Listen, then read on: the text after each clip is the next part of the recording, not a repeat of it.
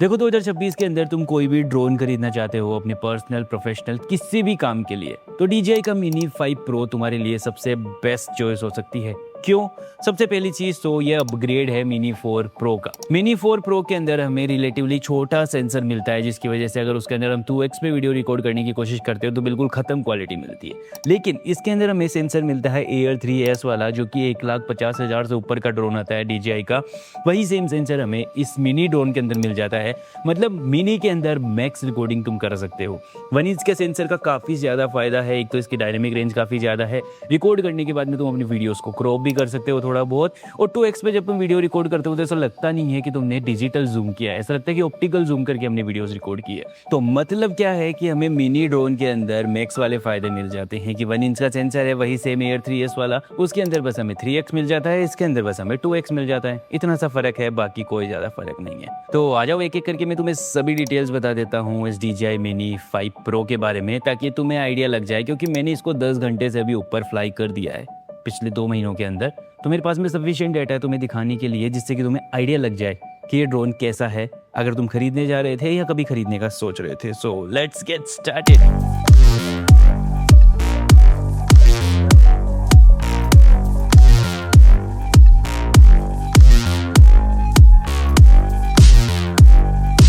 अब देखो सबसे पहले हम देखते हैं कि इसके बैग के अंदर हमें क्या क्या मिलता है, क्योंकि इसके अंदर हमें ऐसा सा एक बैग नज़र आता है जिसके अंदर हम सारी चीज़ों को ढंग से कैरी भी कर सकते हैं, और एक्स्ट्रा बैग भी हमें नहीं खरीदना पड़ता, क्योंकि गुड क्वालिटी का बैग DJI हमें प्रोवाइड करवाता है और इसी के अंदर सारी चीज़ें हमारी आ भी जाती है। तो सबसे पहली चीज़ जिसकी वजह से ड्रोन हमारा हवा में जाता है, जो कि है RC इसकी। इसके अंदर हमें RC2 रिमोट मिलता है, जिसके ऊपर डिस्प्ले आती है, पूरा प्रॉपर एंड्रॉयड है, एमोलेड डिस्प्ले है और सारी चीज़ें बिल्कुल एडवांस है इसके अंदर। जो पिछली बार हमने ड्रोन ट्राई किया था उसके अंदर नॉर्मल RC थी, जिसके ऊपर हमें अपना मोबाइल लगाना पड़ता था, वो सस्ती पड़ती है, ये इसी की वजह से थोड़ा महंगा पड़ जाता है। अगर तुम ये वाला RC नहीं लेना चाहते, वो वाला RC से उड़ाना चाहते हो इसको, तो तुम्हारा थोड़ा पैसा बच जाएगा, लेकिन 1 टाइम इन्वेस्टमेंट है, तो मैंने सोचा ले लेते हैं। उसके बाद में बस तुम्हें इसके पीछे से देखो ये कुछ प्लग्स निकालने होते हैं, जो कि हर RC का सेम ही मामला है। ठीक है, पीछे से प्लग निकालो और आगे के साइड में कसते चलो। ठीक है, ये जॉयस्टिक बन के हमारी रेडी हो जाती है इसकी वजह से। तो पहले मैं दोनों को कस देता हूँ आगे की साइड में। अभी देखो हमारी RC कंप्लीट हो चुकी है। बस ये बटन एक बार दबा के, एक बार और दबा के रखना है, तो हमारी RC ऑन हो जाएगी। अभी देखो ये हमारी RC ऑन हो चुकी है, DJI लिखा हुआ आ चुका है, धमाका करने के लिए तैयार है मामला। ठीक है, अब बात करते हैं ड्रोन की। तो ये रहा हमारा ड्रोन, जिसके अंदर हमें काफ़ी 3 ND फिल्टर्स भी मिल जाते हैं अलग अलग कंडीशन के लिए, लेकिन मेरे को ND 80 काफ़ी ठीक लगता है, क्योंकि ये सफिशिएंट लाइट ब्लॉक कर देता है और ज़्यादा डार्क भी नहीं करता सिनेरियो को। मैंने 1-2 बार ऊपर इसके ऊपर वाले भी यूज़ करके देखे थे, बट वो काम के नहीं थे। तो ये है हमारा पूरा ड्रोन। इसके साथ में हमें 3 बैटरीज मिल जाती है, जो एक बैटरी हमें 52 मिनट्स का फ्लाइट टाइम देती है, और इसके साथ में हमें 3 बैटरीज मिल जाती है। और सबसे बड़ा फ़ायदा पता है क्या है DJI के इस ड्रोन का? मिनी 4 प्रो के अंदर क्या होता था कि पहले एक बैटरी चार्ज होती थी, चार्ज लगाने के बाद फिर दूसरी चालू होती थी, फिर तीसरी चालू होती थी, कि मतलब एक एक बैटरी ही चार्ज होगी। इसके अंदर अगर तुमने तीनों बैटरीज को इस केस के अंदर रख दिया और चार्ज पे लगा दिया, कैसे जाएगा भाई? इसके अंदर रख दिया और इसको चार्ज पे लगा दिया, तो इसके साथ में 2 बैटरीज एक साथ चार्ज होती है, तो आधा टाइम लगता है चार्ज होने में। पहले वाले ड्रोन के अंदर काफ़ी ज़्यादा टाइम लगता था, जितना मैंने देखा मेरे दोस्तों के में, तो इसीलिए मैंने इसको चूज़ किया। तो अभी जो भी बैटरी चार्ज है मेरी एक, उसको निकालते हैं, एंड बस तुम्हें सिंपली अपने ड्रोन के पीछे एक एरिया दिखता है, पीछे के छेद में हमें डाल देना है, ताकि आवाज़ आ जाए एक। ठीक है, अभी देखो ऑटोमेटिकली हमारा ड्रोन चालू हो चुका है। कुछ कुछ फीचर्स हमें एक्स्ट्रा मिलते ही हैं, ऑब्वियस सी बात है, मिनी 4 प्रो के अंदर ये सारी चीज़ें हमें नहीं मिलती। तो हमारा ड्रोन देखो फ्लाई करने के लिए रेडी है, हमारी RC चालू होकर रेडी हो चुकी है। तो जो हमारा ड्रोन अभी देख पा रहा है, ऑटोमेटिक देखो ये कनेक्ट हो जाती है। अभी देखो जो भी हमारा ड्रोन देख पा रहा है वही हमारे RC के अंदर नज़र आ रहा है। देखो मेरा कैमरा तो मैं दिखाता हूँ, सिनेमैटिक भी रिकॉर्ड कर सकता हूँ ऐसे ही में। तो दोनों चीज़ें तैयार है, तो फ्लाई करते हैं एंड लेट्स सी क्या निकल के आता है। तो सबसे पहले मैं इसको रख देता हूँ किसी सरफेस पे। तो अभी देखो मेरा ड्रोन कनेक्ट हो चुका है मेरी RC से। तो बस मेरे को देखो इन दोनों बटन्स को आपस के अंदर मैच करना है। अगर मैं इन दोनों को एक दूसरे की तरफ मैच करूँगा ना, तो मेरा ड्रोन चालू हो जाएगा। नीचे तुम इसकी आवाज़ आने लगते होगी, ड्रोन चालू हो चुका है। तो बस ऊपर वाली जॉयस्टिक को थोड़ा सा ऊपर करना है। देखो जिसको जोर से अप करूँगा तो मेरा ड्रोन ऊपर आ जाएगा। ठीक है, अभी मैं थोड़ा सा कैमरे की तरफ ले आता हूँ। तो ये ड्रोन हमारा हवा के अंदर आ चुका है। मैंने तुम्हें इसको उड़ाने का तरीका भी बता दिया फर्स्ट टाइम अगर तुम अपना ड्रोन उड़ा रहे हो तो। अभी मेरी थोड़ी सी आरसी कम चार्ज है जिसकी वजह से मैं थोड़ा जल्दी इसको शूट करूंगा। तो बस तुम्हें जैसे अपनी जॉयस्टिक को अप करोगे तुम्हारा ड्रोन ऊपर की साइड चला जाएगा। अब बारी आती है सबसे मेन पार्ट की कि देखो, अब तुम क्वालिटी देखो ऊपर जाने के बाद इसकी, तो पूरा इसी की स्क्रीन पे दिखता है तो बहुत क्रेजी लगता है देखने के अंदर ये। अभी देखो तुम्हें यहाँ पे ना एक ऑप्शन मिल जाता है जिसकी वजह से तुम वर्टिकल और हॉरिजॉन्टल दोनों शूट कर सकते हो। जैसे तुम इस पर क्लिक करते हो तो तुम्हारा स्क्रीन वर्टिकल हो जाता है जिसकी वजह से अब तुम रील फॉर्मेट के अंदर अपनी सारी वीडियोज़ को शूट कर सकते हो।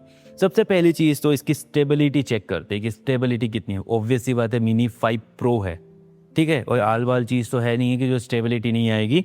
पहले तो मैं इसको इंस्टा की नॉर्मल फॉर्मेट के अंदर ले आता हूँ। अभी देखो मैंने ना इसको एक ही जगह पे रखा हुआ है, ठीक है, और छोटी सी रिकॉर्डिंग चालू कर देते हैं। तुम यहाँ से भी चालू कर सकते हो। इसके पीछे भी तुम्हें एक बटन मिलता है, देखो यहाँ पे ये बटन है ना, ये रिकॉर्डिंग ऑन ऑफ कर दे। इसको मैं दबाऊंगा तो देखो रिकॉर्डिंग ऑफ हो चुकी है। तो ये पूरा कंट्रोलर हमें यहीं पे मिल जाता है। लेकिन एक छोटी सी वीडियो रिकॉर्ड करते हैं ताकि हमें आइडिया लग जाए कि ये स्टेबल कितना है। मेरे अकॉर्डिंग तो बेस्ट स्टेबिलिटी अभी तक DJI की जो है वो इसी के अंदर है। तो बहुत है बस इतनी स्टेबिलिटी चेक करने के लिए। अब अपन बात करते हैं इसके गिम्बल के बारे में। देखो यहाँ पे पीछे ना गिम्बल को कंट्रोल करने के लिए भी सभी कंट्रोलर मिल जाते हैं। इसको अगर मैं मूव करूँगा तो मेरा गिम्बल ऊपर नीचे मतलब कि पैन एक्सिस मूव करेगी, और इसकी वजह से मैं टिल्ट एक्सिस को मूव कर सकता हूँ मेरे गिम्बल की। देखो जैसे मैं तुम्हें दिखाता हूँ अभी, ठीक है, जैसे ये मेरी RC हो गई। अभी मैं इसको मूव कर रहा हूँ तो देखो टिल्ट एक्सिस मूव कर रही है मेरी, ठीक है, और जैसे ये पीछे वाला अगर मैं स्लाइडर करूँगा तो अप डाउन मतलब पैन एक्सिस मूव कर रही है। तो कुछ इस तरीके से हम हमारे ड्रोन को प्रॉपर्ली कंट्रोल कर सकते हैं। और बाकी कुछ वीडियोस मैंने काफ़ी सारे ट्रैवल करके रिकॉर्ड कर रखी है, काफ़ी। मैं जस्ट अभी गया था कोक्सर पे, तो वहाँ भी मैंने काफ़ी सारी वीडियोस इससे रिकॉर्ड की है। तो तुम वो डाटा देखो, एक प्रॉपर सिनेमेटिक वीडियो देखो, तुम इसकी डाटा मत देखो सिर्फ, और तुम आइडिया लगाओ कि इसका क्वालिटी कैसी क्या है। तो उससे तुम्हें प्रॉपर आइडिया लग जाएगा कि तुम इसको खरीद लेना चाहिए कि नहीं खरीद लेना चाहिए।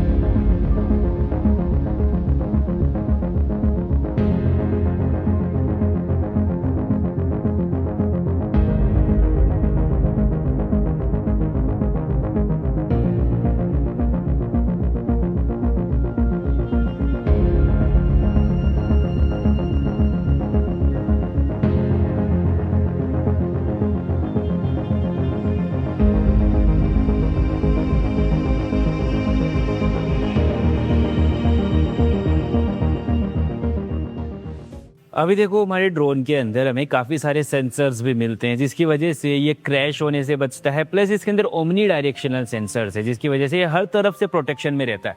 अगर मैं देखो मेरे कैमरा से जानबूझ के इसको टकराने की कोशिश भी करूँ, मैं रिकॉर्डिंग ऑन कर देता हूँ ताकि तुम्हें पता रहे कि क्या है क्या नहीं। तो देखो जानबूझ के मैं टकराने की कोशिश करता हूँ, ये नहीं टकराएगा।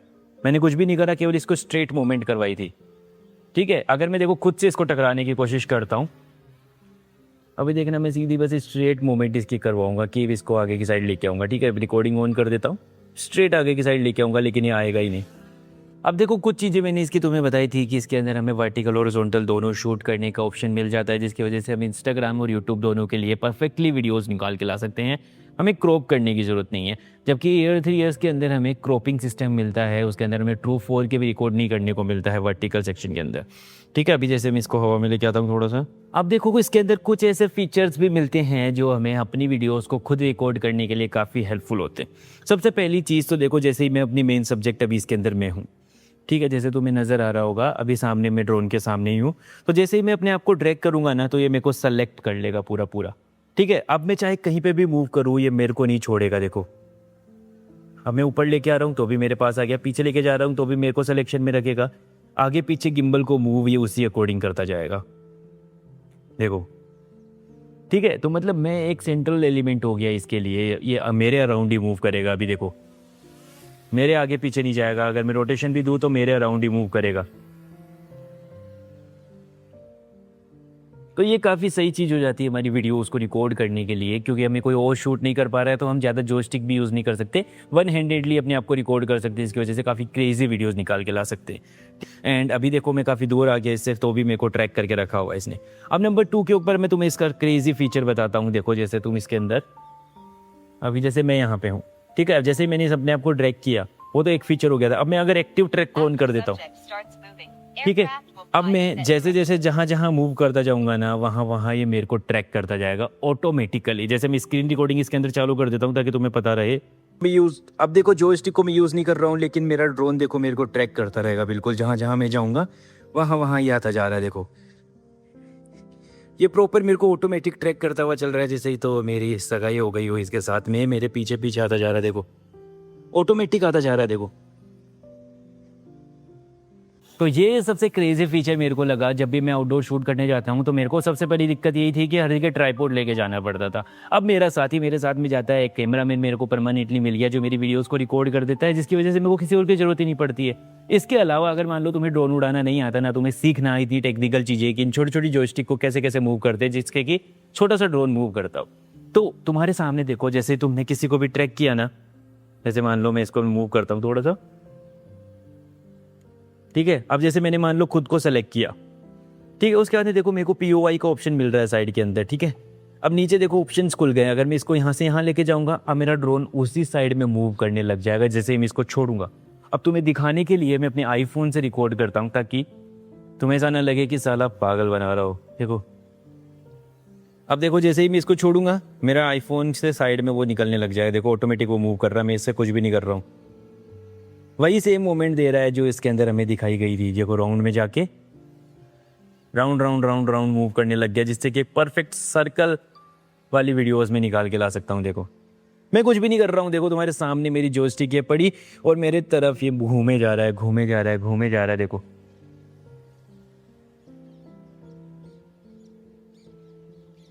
तो काफ़ी क्रेजी फीचर्स हमें इसके अंदर मिल जाते हैं, जिसकी वजह से हमारी वीडियोस को, इसको रोको पहले तो, इसको नीचे उतारो पहले तो, क्योंकि RC बहुत ज़्यादा डाउन हो चुकी है। ये इधर उधर गया तो मेरे को दिक्कत कर देगा।